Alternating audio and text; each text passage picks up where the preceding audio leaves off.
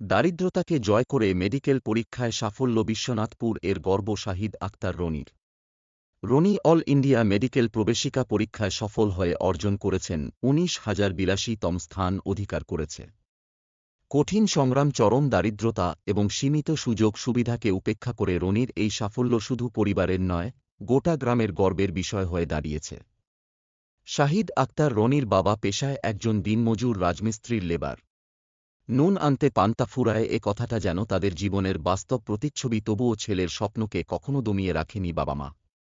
তাদের কষ্ট, ত্যাগ আর ছেলের নিরলস পরিশ্রম আজ সার্থক। তারই সঙ্গে সঙ্গে রনি সহযোগিতা চেয়েছিলেন লালগোলার ব্লক তৃণমূল সংখ্যালঘুর সভাপতি সেলিম আক্তার সাহেবের কাছে। তিনি বিন্দুমাত্র দেরি না করে জঙ্গিপুর লোকসভা কেন্দ্রের সাংসদ খলিলুর রহমান সাহেবকে বিষয়টা জানান। খলিলুর রহমান সাহেব প্রতি মাসে তাকে আর্থিক সহযোগিতা দেন এবং তা পূর্ণ করেন। তাই রনি আজকে আনন্দিত হয়ে মিষ্টিমুখ করাতে আসেন সেলিম আক্তার সাহেবকে। ফুলের মালা পরিয়ে মিষ্টি মুখ করে দোয়া ও আশীর্বাদ করেন রনিকে। ফলাফলটা হয়তো আমাদের সাফল্যের সিঁড়ি, কিন্তু এই ফলাফল আসতে অনেক মানুষ আমার পাশে সহযোগিতা করে দিয়েছেন। আমি মাধ্যমিক পাস করার পরে আমার কাছে সেরকম চেনার কেউ ছিল না যে আমি একটা বড় জায়গায় যাই। তো আমি ভাবলাম যে আমার পাশে আমার সম্মানীয় কাকু, একজন জনপ্রতিনিধি বসে আছেন আমার পাশে, ওনার সহযোগিতা আমার মনে হলো যে উনি একজন বিশিষ্ট ব্যক্তি, যিনি জঙ্গিপুর লোকসভার এমপি। উনি হয়তো আমাকে ওনার সাথে মিট করিয়ে আমার সমস্ত কিছুকে সঠিক করতে পারবেন। তাই আমি ওনার পরামর্শটা নিয়ে আমি খলিল রহমান সাহেবের কাছে গিয়েছিলাম।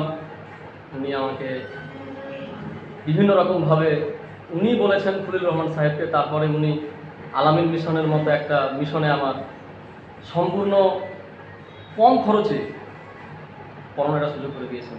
ওখান থেকে আমার জীবনটা শুরু হয়েছে। আজ আমি মেডিকেলে একটা ভালো র্যাঙ্ক করে সফল হয়েছি শুধুমাত্র কেন, এই যে পাশে যে মানুষটা বসে আছে তার জন্য। উনি হচ্ছেন আমার সাফল্যের সিঁড়ির প্রথম ধাপ। এটা সত্য কথা, এটা আমাকে বলতে হবে গর্ব করে, কিছু করার নেই আমার। আচ্ছা, এই নিট পরীক্ষায় কত নম্বর মার্কস পেয়েছো? আমি নিটে 537 পেয়েছি।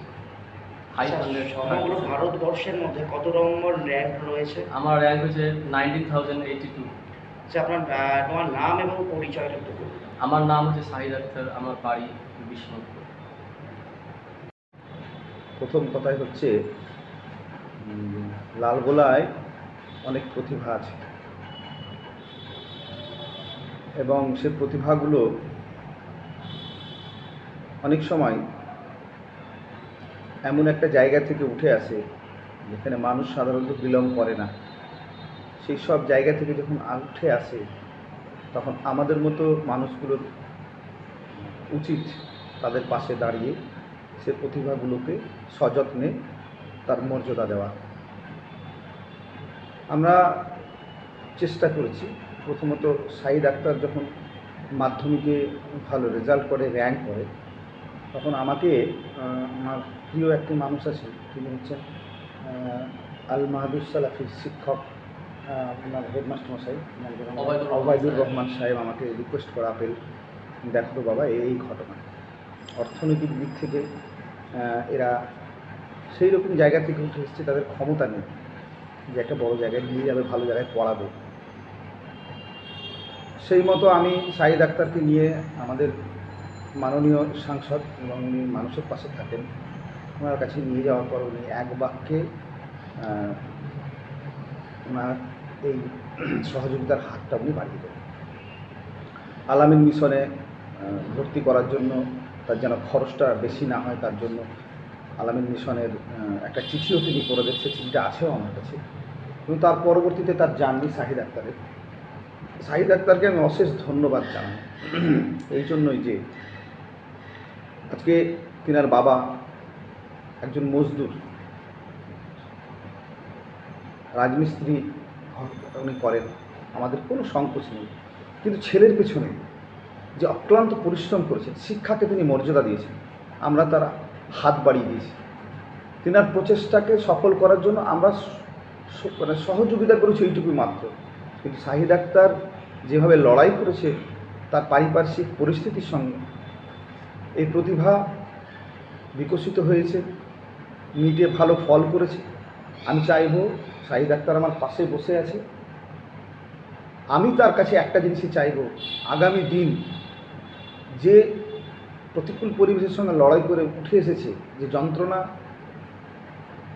তিনি অনুভব করেছেন, আগামী দিন লালগোলার মানুষের পরিষেবায় যেন তেনার জীবনটা নিয়োজিত হয়, লালগোলার মানুষের পাশে উনি থাকেন, মানুষের সেবা দেন, এই আশাটুকুটা আমি করব। এবং আগামী দিন লালগোলার মানুষের ভালো হোক, এই কামনায় আমার রইল। এবং খলিলুর রহমান সাহেব এই ধরনের একটা প্রান্তিক মানুষের পাশে একজন প্রতিভাকে বিকশিত করার যে সুযোগ করে দিয়েছেন, তার জন্য লালগোলাবাসী হিসেবে, তেনার আত্মীয় হিসাবে নয়, একজন লালগোলাবাসী হিসাবে, সমাজের মানুষ হিসাবে তিনাকে অনেক অনেক অনেক ধন্যবাদ, আন্তরিক ধন্যবাদ। এবং আমি দোয়া করছি যেন উনি আরও অনেক মানুষের পাশে এসে দাঁড়ান। আরেকটি কথা, লালগোলা থেকে আরও অনেকেই নিট পরীক্ষায় ফল করেছে, যিনারা ফল করেছেন তাদেরকেও অভিনন্দন। এবং যারা করতে পারেননি তাদের কাছে একটা অনুরোধ, যে দেখুন, চেষ্টা করুন, জীবনে নিট পরীক্ষায় সফল মানে জীবন শেষ নয়, আগামী দিন অনেক পড়ে আছে, লড়াই করুন, অনেক জায়গা আছে, জীবনটাকে তৈরি করুন, লড়াই করুন। সামনে দিন আপনাদের বয়স অনেক পড়ে আছে,